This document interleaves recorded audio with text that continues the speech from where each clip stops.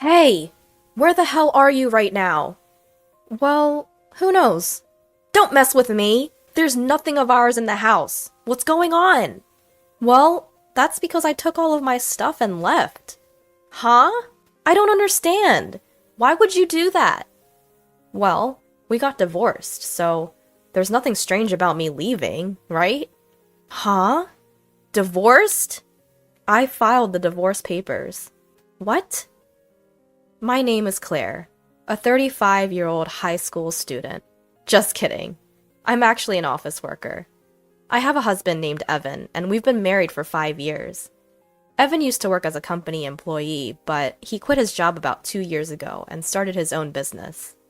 However, the business hasn't been doing well, and we've been in the red for the past 2 years. But my income is pretty good, so we're managing to get by. Our relationship as a couple is average, not particularly bad. The problem that I feel is the horrible attitude of my mother-in-law and sister-in-law who live in my husband's family home. Every time I meet with my mother-in-law and sister-in-law, they mock my appearance and complain about something. Each time, I feel sad and stressed. My in-laws' home is about a 10-minute drive from the apartment where my husband and I currently live, and my husband often takes me there. At the beginning of our marriage, I put up with going to my in-laws' house for my husband's sake. But their bullying has gotten too much recently, so I've started to talk back. Even so, my mother-in-law and sister-in-law don't back down. And my mother-in-law and sister-in-law, they always try to extort money from me for something. Hey Claire, I have a friend's birthday coming up. I want to buy a present, so could you give me $500? Huh? $500? What are you buying? I'm gifting a trip. I'll be going along too. No, that's strange. It's basically like I'm giving the gift, and I can't afford to give $500. You're really stingy, Claire. What are you, a miser? Seriously, even though Evan supports her. Excuse me, I'm the one supporting him. My husband hasn't contributed 1 cent to our living expenses in the past year. And you, sister-in-law, get a job. You're a NEET at your age. Why does my mother-in-law accept my sister-in-law's NEET status? I wanted to spill out all of these thoughts, but my husband interrupted. Hey, Claire, I have a friend's birthday coming up. I want to buy a present, so could you give me $500? You really understand, Evan. I'm touched. You're a good son. Then can I also get about $300? There's something I want. Sure, that's fine. Claire, you should have about $300 in your wallet, right? Come on, give it to her quickly. Whether it was due to his pride, my husband made me hand over the money to my sister-in-law without any hesitation. Moreover, my husband started saying incomprehensible things like, "Thanks to me, we can live this luxurious life." I can't keep up with my husband's recent actions. On the way home in the car, I pointed out to my husband, "Why do you put on such a show?" "I have my pride as the eldest son."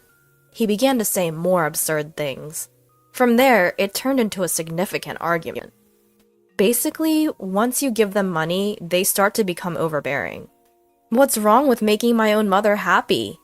We can't afford to live that luxuriously, you know? Do you understand? You're not contributing at all to our living expenses. So what? We got quite a bonus this summer. Don't rely on that. That money is for savings. Since then, my husband and I have completely fallen out and often fight. How can my husband act so arrogantly while still running a deficit? Why can't he stand not being in a position above me? His bad points started to stand out more and more. I thought there was no need for me to do things I disliked for such a guy. So when my husband recently said, "Hey, we're going to my mom's," I've replied, "Go by yourself." My husband started spouting some strange theory, saying, "What are you talking about? It's normal for the wife to come too." But when I retorted, "So you're abnormal because you don't come when we go to my parents' house," he clicked his tongue and said, "Do whatever you want," then went back to his parents' house alone. A weekend free from my mother-in-law and sister-in-law. How comfortable and pleasant that is. Since I had time to myself, I did a lot of groundwork for my dream. That dream is to buy my own home. I gathered information online and ordered pamphlets. My dreams and hopes were expanding. I was excited just thinking about the new house. I want to furnish it with these kinds of items. While gathering information about furniture like sofas online, I imagined placing the furniture I chose with care in my new house over and over again. Doing such things, time flew by, and before I knew it, it was evening, and my husband had returned. Oh, welcome back. Huh? Oh, is he still angry? How petty. He should be more mature as a man. I had no intention of pleasing my husband, so I didn't speak to him after that, and started making dinner. Then my husband suddenly started talking. You've been pretty cheeky lately. Huh? You're defying me, saying you don't want to meet my mother and the rest. Defying? We're equals as a couple. Plus, your mother and the others always pick on me, so I don't want to go to your parents' house anymore. That's what I'm saying is cheeky. Normally, wives listen to their husbands. If you say you can't do that, it's divorce. Huh? Divorce? Ha! Surprised? You don't want to be divorced by me, do you? But I'm seriously angry at you. I've already signed my part, so it's ready to be submitted at any time. I'll let it slide just this once. But if you defy me next time, it'll be an immediate divorce. Reflect on that. Saying that, my husband smirked and ordered, I'm going to take a bath. Hurry up and make dinner. Once I confirmed he was in the bath, I couldn't help but cheer. Yes! Now I can break up with that man anytime. I made dinner in high spirits. From then on, I worked hard to save money. I was almost ready to pay the down payment. It was hard to keep my excitement hidden, to stop my face from smiling, but in front of my husband, I did my best to keep calm. And finally, I bought a house under my own name. All that's left is to get a divorce after the house is finished, and leave the house where I live with my husband. I started packing my things, little by little, without my husband noticing, and sent them to my parents' house for the time being. I had told my parents everything, and they understood my situation. And finally, the house was completed. When my husband went back to his parents' house as usual on the weekend, I moved all my things to my new house. The new house is very comfortable, and both the interior and exterior are just as I imagined. As I enjoyed the pleasant smell of a new house all day, my husband called me that night. Hey, where are you? Well, where could I be? Don't mess with me. There's nothing in the house. What's going on? Well, I took all my things and left. What? I don't get it. Why would you do that? Well, since we're divorced, it's not strange for me to move out, right? Huh? Divorced? I've submitted the divorce papers. What? We're strangers now. Don't mess with me. I won't accept that. But you're the one who said we can divorce any time. As a businessman, you should take responsibility for your words. Anyway, this is the end for us. With that, I hung up the phone. Finally, I was free from my husband. That night, I was able to sleep soundly. Living in my new home was very comfortable, and every day I was able to wake up to fresh and have pleasant mornings. Today, I decided to invite my parents to my new home for the first time. As I was cooking alone in the kitchen, my father and mother came with a bottle of celebratory sake. Both my father and mother were surprised to see my new home.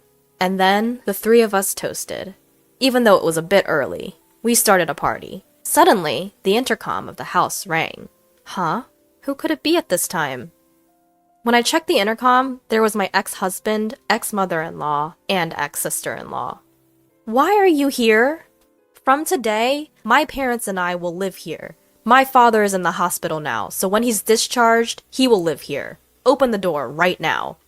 No way, that's ridiculous. Why would I have to do that? Please, leave my property. Immediately. Then my ex-mother-in-law stepped forward. You cheeky girl. Listen, what's yours is mine. If you understand, open the door. What are you talking about? I'm single, you know. Huh? Did your son not tell you? We've already filed for divorce. We're strangers now. What? The ex-mother-in-law and ex-sister-in-law turned to look at my ex-husband. He seemed to be explaining something to them. I couldn't tell for sure through the intercom screen, but he was probably saying something like, "I don't accept this." I said, "Anyway, you can't enter this house. Please leave," and hung up the intercom. Then my ex-husband started shouting through the front door, "Open the door! I want to talk!" As I was wondering what to do to get rid of him, a police car pulled up in front of my house, and they took my ex-husband into custody. The police seemed to have taken him into custody. When I opened the front door, I saw my ex-husband being pinned to the ground, desperately resisting. It hurts! Why is this happening to me?" My ex-mother-in-law and ex-sister-in-law were shocked to learn that their son was divorced and stood there, stunned. They weren't arrested, but they were escorted away in the police car.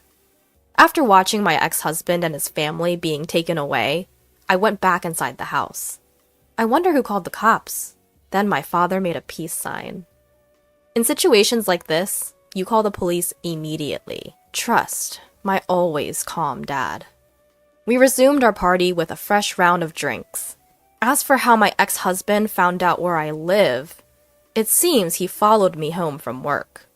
Because he confessed to stalking me, if he shows up again, he'll be arrested on the spot. With his timid personality, he probably won't come near this house again. I also got a restraining order against his family.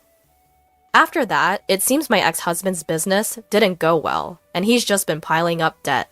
With the divorce, the money he and his family had been mooching off of me was gone. And with his father in the hospital, they had no income, so it seems they had to sell their house. It's really a case of getting what they deserved. On the other hand, I invited my parents to live with me in my new home. My parents are very happy, saying I've been incredibly filial, and they are enjoying life in the new home. I want to continue to cherish my parents and live happily as a close-knit family.